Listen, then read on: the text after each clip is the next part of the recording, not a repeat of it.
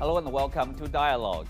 As the Spring Festival approaches, millions of Chinese are on the move to reunite with their families for the holiday.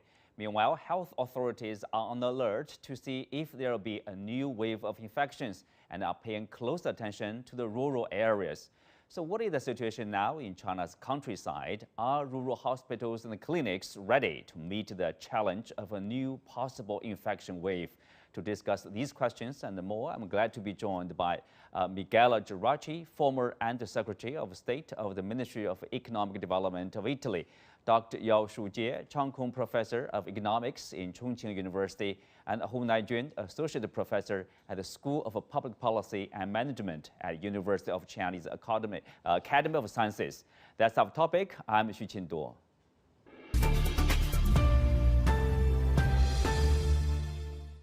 Thank you for joining us, but let's start off with our correspondent Yang Jinghao, who is in Kunming, Yunnan province, with the latest on the ground. Jinghao, welcome to the show. Yunnan is a province with a vast mountainous area and many remote villages and small towns. What is the situation in Yunnan in particular? How are the rural areas holding up so far?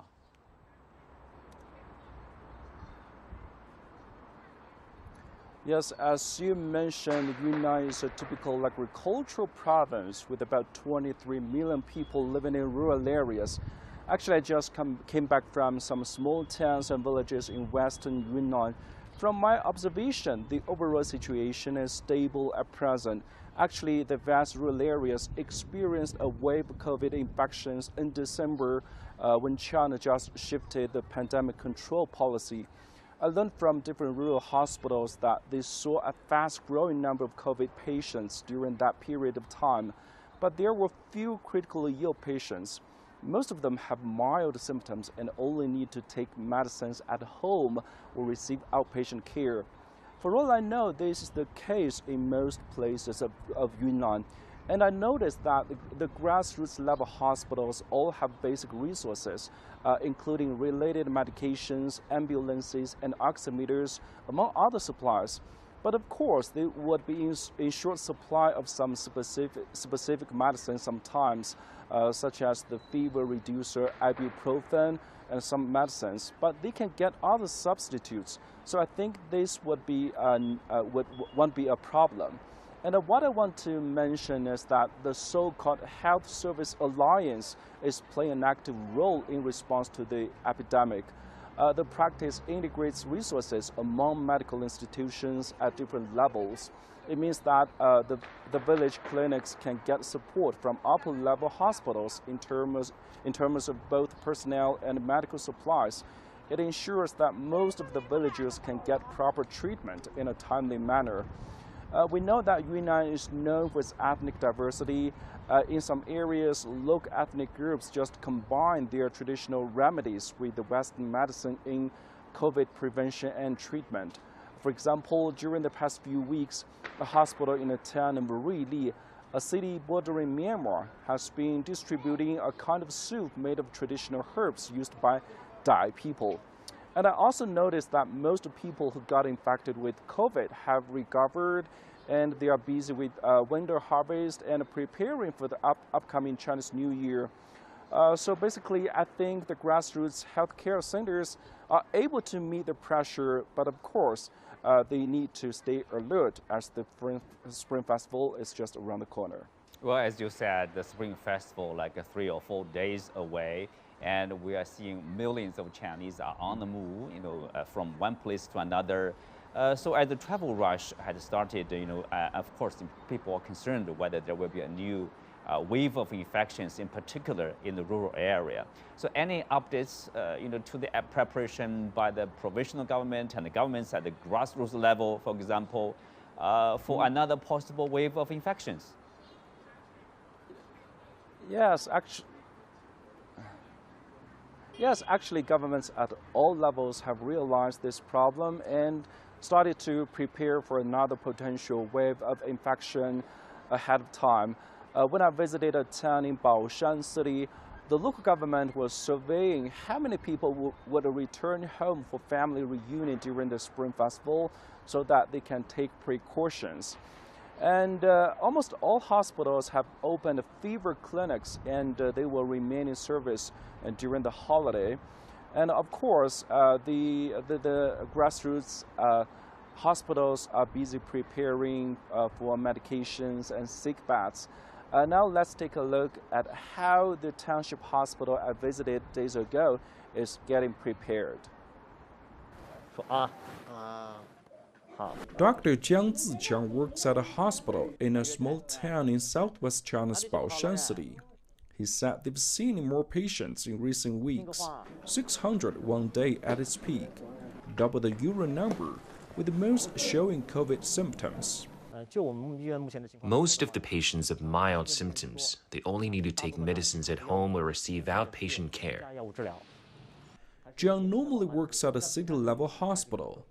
The so-called medical service community is playing an active role in response to the epidemic. Since the COVID outbreak, we've arranged to have doctors from the city's #2 hospital and the CDC and some other institutions work at township-level hospitals from 6 months to a year.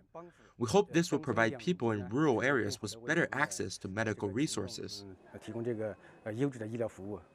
Under this cooperation model, when a village clinic is unable to treat a patient, it can transfer them to a township or even a higher-level hospital more easily. Offering booster shots is one of the ways it's getting ready. Most of the elderly people in the town, with about 49,000 people, have received the shots. And the hospital is adjusting its operation strategy. We've integrated the resources of the departments of gynecology and obstetrics, traditional Chinese medicine and surgery to reinforce the fever clinics and vaccination team. Now we have relatively sufficient staff and beds for another potential outbreak. Having enough medication is also a priority. We've reached supply guarantee agreements with more medicine suppliers. We started preparing a month ago, and the stock can last for 2 to 3 months. For some medications in high demand, such as fever reducer, we keep replenishing every day. Jiang also visits clinics in villages regularly to give them guidance to better serve those in need.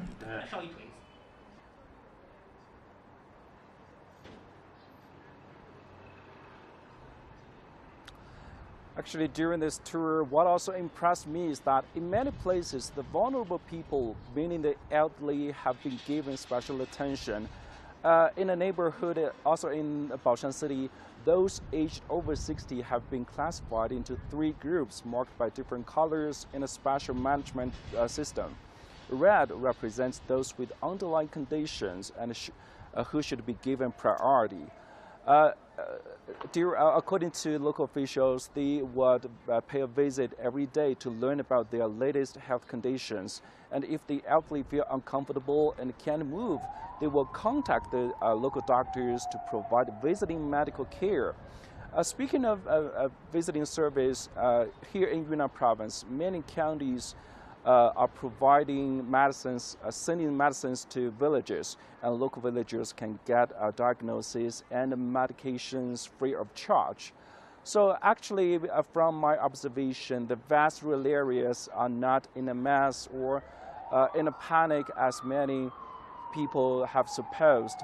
So I think these areas are, of course, facing challenges, but as far as I know, they are confident in cope with the possible rise in infections. Back to you. Well, thank you, Jinghao. That's our correspondent Yang Jinghao reporting in Kunming, Yunnan province. And back to our guests, Shujie, as reported, so the rural area, small towns, villages in Yunnan province, they were not much affected by the first wave of the infection. Does that represent the overall situation in rural areas, or are we looking at different pictures at different regions? The situation is very similar in many other parts of the rural area in China.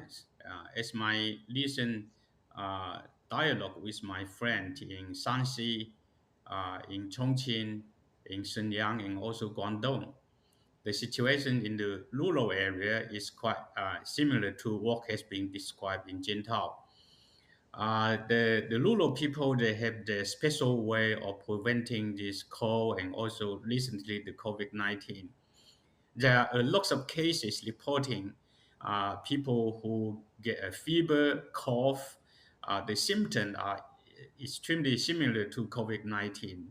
Some people in the rural areas, they have a test, but most of the people, they didn't actually have a test. They just have some traditional Chinese medicine and also some painkillers, and they get over. So including some elderly, for example, my mother, she also have a fever, sorry, a cough, and he have some medicine from the village clinic. The medical doctor in the village clinic basically give the same prescription of a few tablets, mainly the painkiller and also some traditional medicines. And most of people get over from it after 1 or 2 weeks of cough and also a mild temperature. So the situation is actually similar to what I just heard. Not many people have very serious illness, but some sorts of mild suffering and also reduction of eating capacity for some elderly people. But for the younger people, they seem Mm-hmm. very easily. So this is the situation I heard.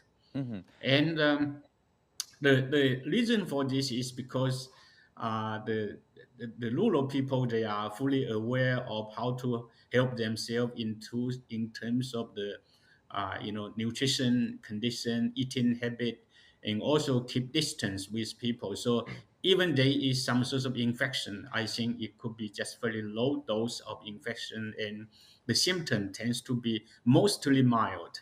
Mm-hmm. Well, mild, Nigerian, mild it may be. What about the percentage of infections in rural area? What about the serious cases, for example?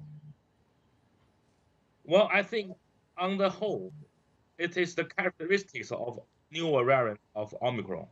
As we all know that the percentage of people with severe symptoms are less than other kind of variants. That is the reason that our country has changed the policy and downgrade the Omicron to the class B management and control. So I think I don't have the exact data because the exact data is not told to the public by the authorities.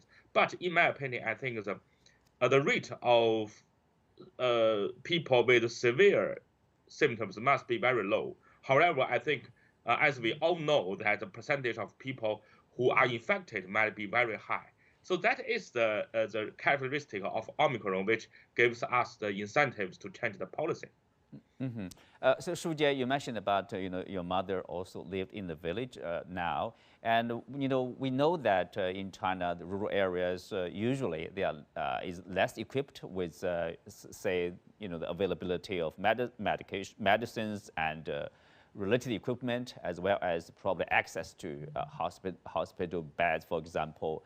What about now? At the beginning of this infection, we know that in the Chinese urban area, for example, there's a shortage of medicine, etc. What about now? Are we having enough supply of necessary equipments and also medicines? Yeah, to the connection of my friends and family back in China, I think the situation is not as serious as in the big cities, because the big city mostly is highly crowded, and if one person get infected, the other people will find it quite difficult to escape. And the urban people, they tends to rush to the big hospital for help of medicines. But for the rural people, actually the people, they seems to be much calmer, in the sense that if they have a mild fever and a cough, they drink water and some sorts of small help from the local clinic. And as I observe, I think fairly few people get into fairly serious illness that they need hospital treatment. So it's quite surprising in the area which I'm aware of, the serious cases in the hospital are not necessarily linked to the COVID-19. They are basically the people with basic illness. and the supply of painkillers and other medicines seems to be not a real issue for most of the people in the village. And many people they get the infection, although they, they they know the symptom is similar to COVID-19, but they don't really care. So they just have some sort of medicine and drink water and rest in the house, and they get over in a week or 2 weeks. Some people may last longer if the physical condition is relatively weaker. But it seems there's no panic in the village at all. No panic. Yes. Najun, tell us about, in particular for our audience, overseas audience, how different is the medical system in the rural area from that in urban areas? If someone from a village, for example, was seriously infected and needed hospitalization, where do they go? Can they receive a proper treatment with village doctors or hospitals in nearby towns? Okay, I think to our overseas audience, there must be a difference between the healthcare system and the mechanism in China and other countries, for example, in European countries, in United States of America, etc., etc. I think in foreign countries, there is a very strong hierarchy of healthcare system, the primary care and the secondary care.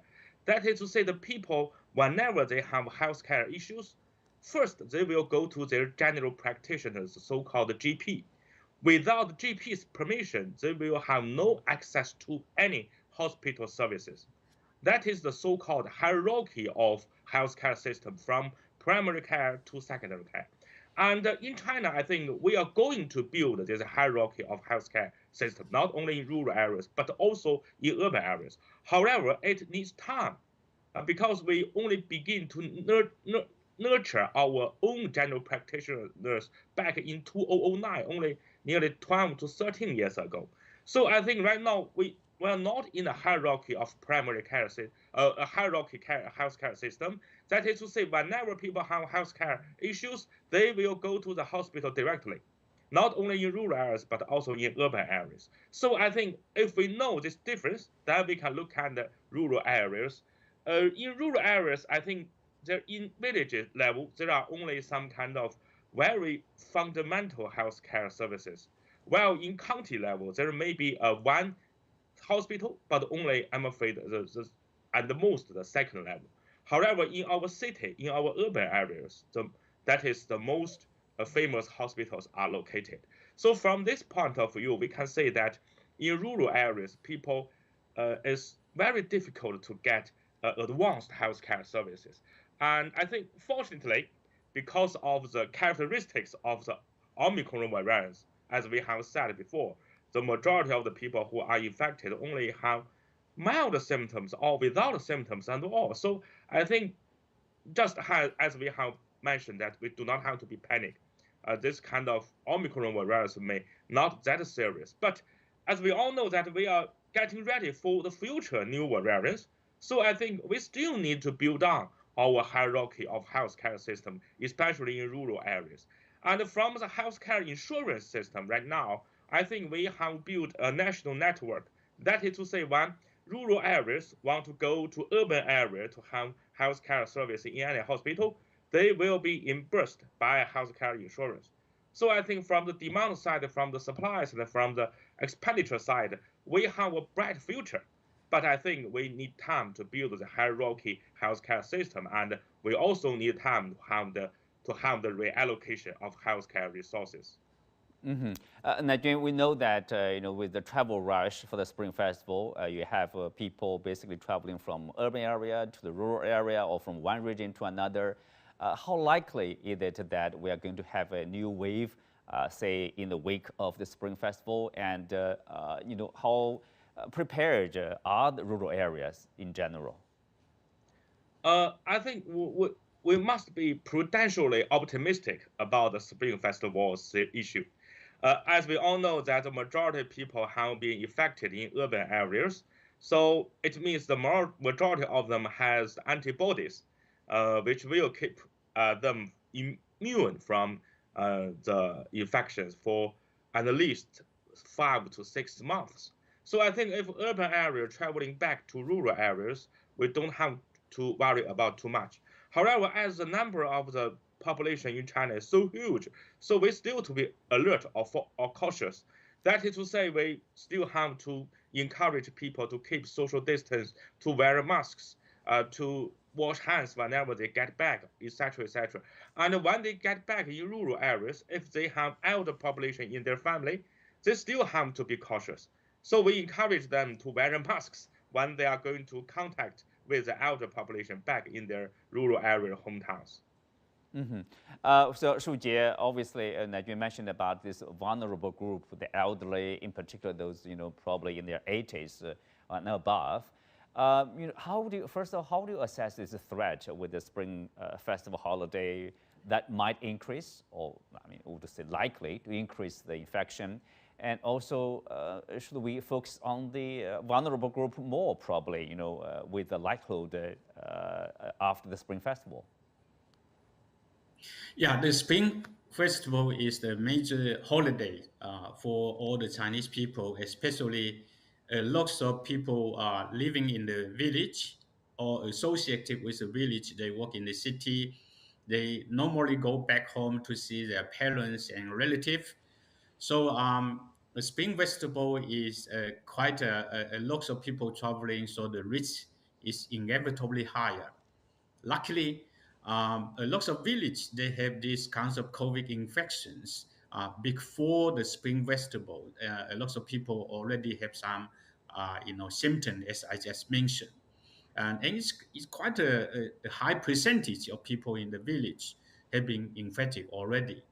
Luckily, the symptoms have been, mostly mild, particularly including the elderly people, which I'm most concerned because they were very reluctant to have vaccines before the open up policy recently. But those people, even they didn't have the vaccine, they went through this quite, in miraculously without significant illness, and this is a very good news for the countryside and for the elderly people.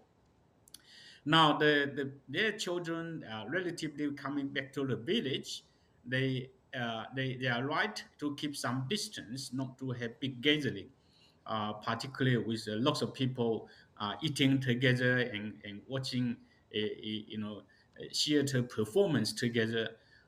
If they can contain the kinds of behavior of like in the past, too many people crowded together, I think the risk could be significantly reduced.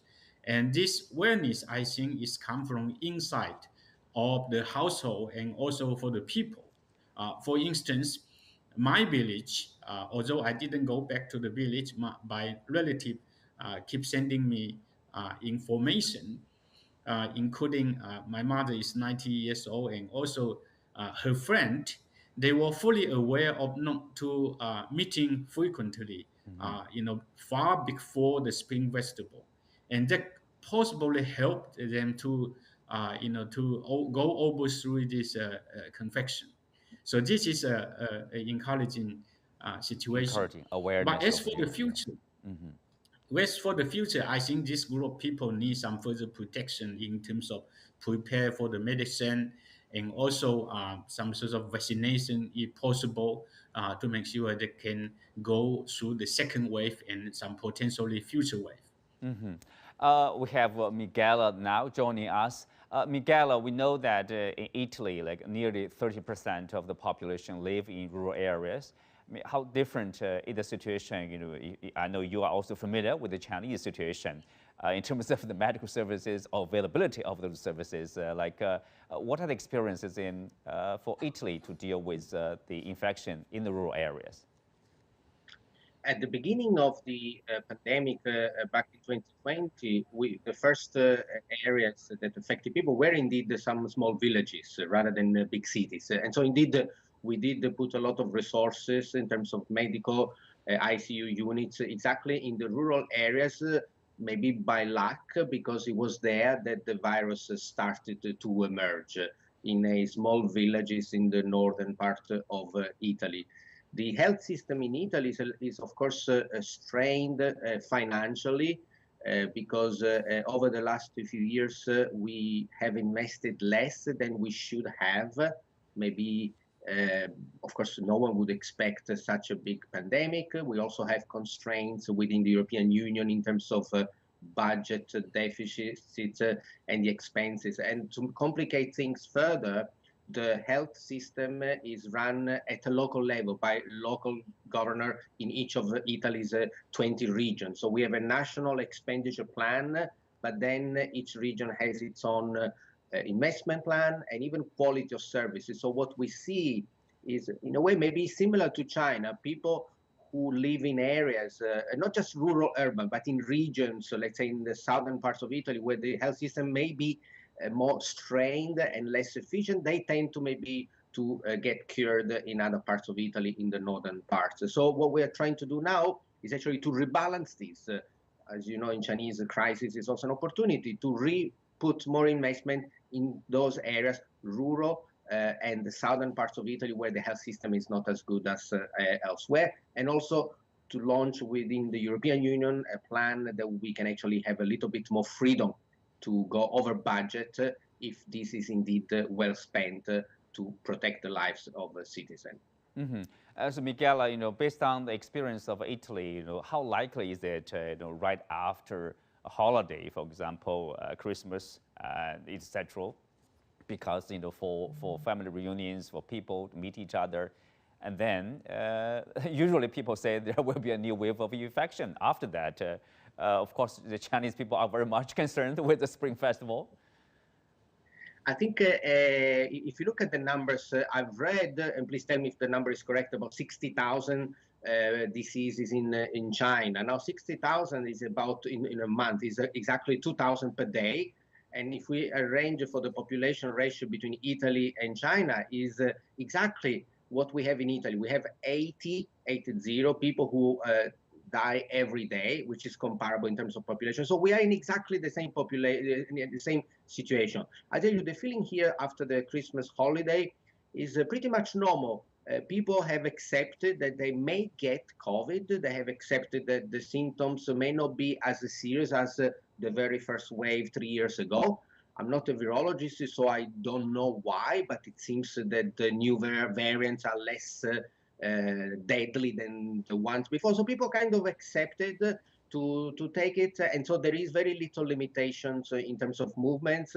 Wearing masks now is not compulsory anymore on trains, on planes. Maybe just going to hospital, people need to wear masks, but it is mostly out of an habit rather than a real attempt to contain the virus. I think, in a way, we have learned to live with the new, less deadly variant, kind of a herd immunity and good vaccination rate for what it's worth, because we know it's the case also after a few months. But it is not in people's mind anymore. So I hope this will be the case also in China, that we refocus now on the economic growth, which is, at the end of the day, also what people care about too. Mm-hmm. Well, on that note, we concluded today's discussion. Many thanks to our guests. You can also find us on the CGTN app on YouTube. I'm Xu Qinduo. Thanks for being with us. See you next time.